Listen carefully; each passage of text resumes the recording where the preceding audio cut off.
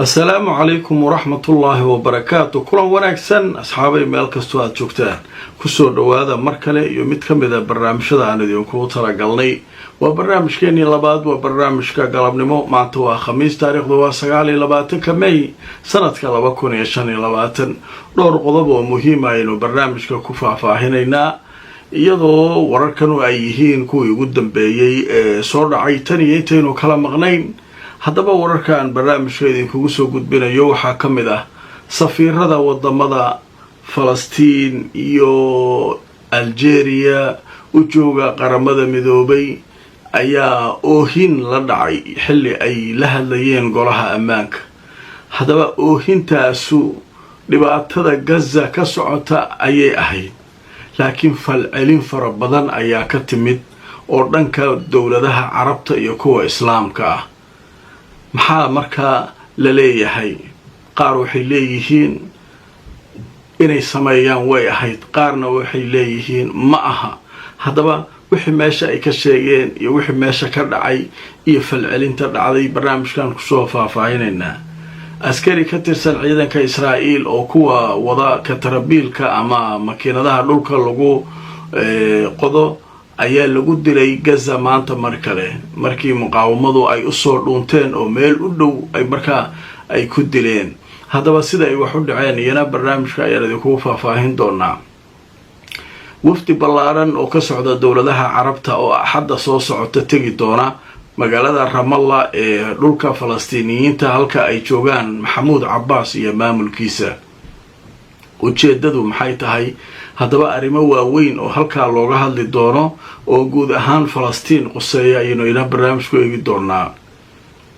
Witkoff iyo Netanyahu oo xaalka kusii xumaanayana wararkii ugu dambeeyay ayay ku jiraan. haddaba qodobadaas ayaynu barnaamijkeena galabnimo ku faahfaahin. wanaagsan asxaabay meel kastoo aad joogtaan kusoo dhawaada barnaamijkeeni galabnimo. waa galabnimo khamiisa, barnaamijkuna waa kii labaad maanta oo khamiisaan idiin soo gudbinaya. haddaba qodobkeena labaad ee barnaamijka waxaynu ku faahfaahinaynaa shalay gelinkii dambe ama xalayto golaha ammaanka ee qaramada midoobay ayaa waxa ay ka hadlayeen xaaladda Falastiin gaar ahaan Gaza. kulankan waxaa kasoo shaqeeyay safiirka Algeria u fadhiya halkaas.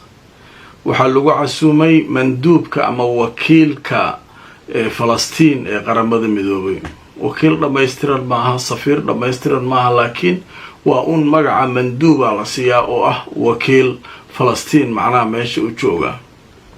labadoodu marka waxay ka hadlayeen dhibaatada haysata reer Gaza iyo sida dunidu uga aamusan tahay falalka Israa'iil ay ku kacayso. safiirka Falastiin ama manduubka Falastiin ayaa hadlay. dhibaatada ay geysanaysa Israa'iil si u waday wuxuu keenay dadkii oo la gubay oo maaragtay bambooyin lala dhacay oo gubanaya, adduunkii uusan ka hadlayn, carruurtii oo la laynayo, dadkii daadaa oo la laynayo, cid kastoo la iska laynayo. kadib wuxuu ceshan waayey ilintii, waxaa ka daadatay oohin, waxba wuu isku aadin waayo. ciil dartiis wuxuu garaacayay miiska uu ku fadhiyo wuuna ooynayay. cidda u adkaysan karta waa ciddii ayuu lahaa. carruurtaas sidaa loo laynay yaa adkaysan kara dhibaatada dadkaa loo geysanay. annagoo dhan carruur waa leenahay, qoysasaan leenahay, carruurteennu ka warrama sidaa hadday u gubtaan. marka ninkan hadalkii iyo oohintii waxaa ka tambadiyey oohintii. waxaa dhanka kale hadalkii qaatay isagana safiirka Algeria oo dowladda Algeria iyada ayaa kulanka golaha ammaanka kasoo shaqaysay. isaguna suu warka u waday wuxuu la ooyey markuu soo gaaray dhakhtaradii.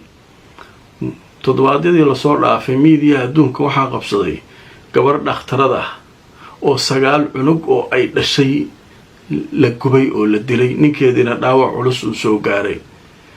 gabadha dhakhtaradda ahayd subaxii ayay soo bixi jirtay cisbitaalka Khan Yunis, dadka dhibaatada qaba iyo carruurta ayay daweyn jirtay.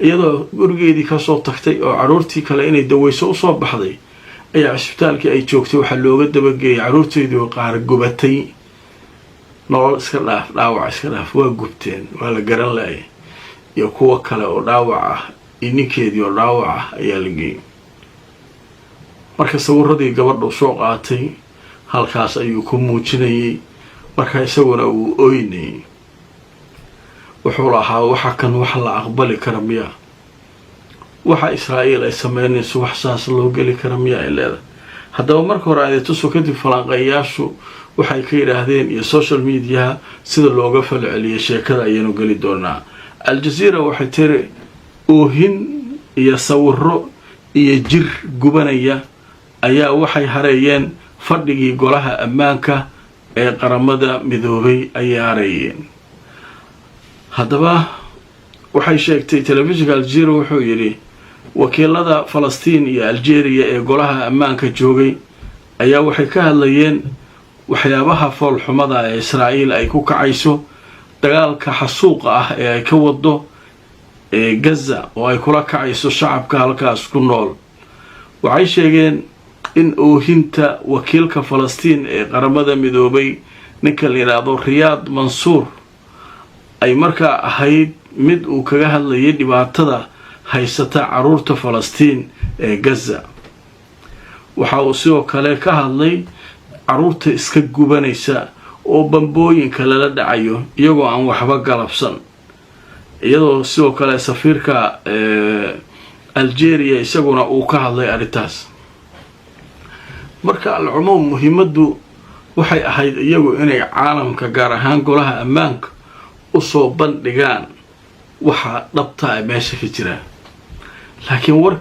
warkoodii markuu soo qaat warbaahintu ka hadashay oo social media la keenay falcelino kala duwan oo helay dad badan way ka caroodeen waxay yiraahdeen waa dullinimo waa ahmaqnimo waa wax kama jiraan nimanka carabta ay meesha ku dhex ooynay maxay u ooynayaan ilaa way u ooynayaan Israa'iil ma iska dhiciyaan maxay u ooynayaan ma yaa wax u qabanaya dawaa ooyeen maxaa la qabtay waa lagu faysteenaya Israa'iiliyiintu waxay leeyihiin carabtii golaha ammaanka xataa waa uga ooysiinay leey iyo ku hor ooynayaan Mareykan iyo ku hor ooynayaan maxaa laga qaban karaa Israa'iil iyagoo hortood intaysan ooynin golaha ammaanka amaradii uu soo saaray Israa'iil ma ku dhaqantay may yaa wax ka qabanaya marka waxay leeyihiin nimanka kanu sumcaddii carabta iyo muslimiinta meel uga dhaceen hadday ooynayaan maxay ka qabanayaan meel oohintu waa bahdilnimo meesha ugu xumeeday leeyihiin laba safiiroo meesha inta fariistay iska ooynaya oo sawirro soo qaadanaya dadkeena saana la yeelayaa marka waxa leeyahay dadka badankooda arrinka horta waa diideen in yar ayaa difaacayso leh dadka kanu waxay meesha u fariisteen in adduunka ay u gudbiyaan dhibaatada Israa'iil ay geysanayso laakiin way iscelin waayeen macnaha dad waaweyn waaye odayaal waaye wixii markay ka sheekaynayeen ay iscelin waayeen dareenkii waxa ka tanbadiyay dhibaatada iyo murugada iyo mushkiladda haysata qalbigooda waxa ka guuxaya markaasaa ilintu ceshan waayeen laakiin iyagu markii hore meesha uma imaanin inay iska ooyaan yiraahdeen marka sheekooyinkaas cajiibka ah ayaa halkaa marka ka dhacay oo runtii waxay ahaayeen xalay wixii dhacay wax aad iyo aad ilaa hadda loo hadal hayaayeen way qodobka halkaas kaga gudbayna magaalada Gaza maanta xaaladdu siday ahayd goordhow markaan arkay dad tiro badan dhintay maanta haddana xasuuqyo kala dhacay dadka dhintay ilaa 62 qof saaka laga soo bilaabay ilaa hadda meelo kala duwan Israa'iil duqeynaysa markii waan iyo wada hadallo la soo sheegaba wixii bambooyin ay hayeen ku sii daayaan Gaza sheeko waalana marka halka iyaduna ka socota haddaba wararkii ugu dambeeyay warbaahintu ay ka hadlayaan markaan idin soo gudbiyo muqaawamadu waxay sheegeen inay dileen askari Israa'iili ah waqooyiga Gaza ciidanka Israa'iil ayaa qirtay in laga dilay askari laguna bartilmaameedsaday waqooyiga Gaza isagoo ku dhex jira oo wadaya mid ka mida makiinadaha dhulka qoda ama katarabiilka la yiraahdo wuxuuna ka tirsanaa guutada la yiraahdo alhandasatu alcaskariya ama qaybta engineerinka ee militariga ayuu ka tirsanaa ninkaas. marka waa ninkan arkaysaan oo katarabiilka wata ama cagafta wata, ninkan ayay nagta ka saareen oo ay saaka ku quraacdeen muqaawamada. marka hal qof iyo laba qof iyo meeshaan meeqay dilayaan maalin kasta waxa u rukuman markay ugu yartahay 50 60 ay ka takhalusiyaan.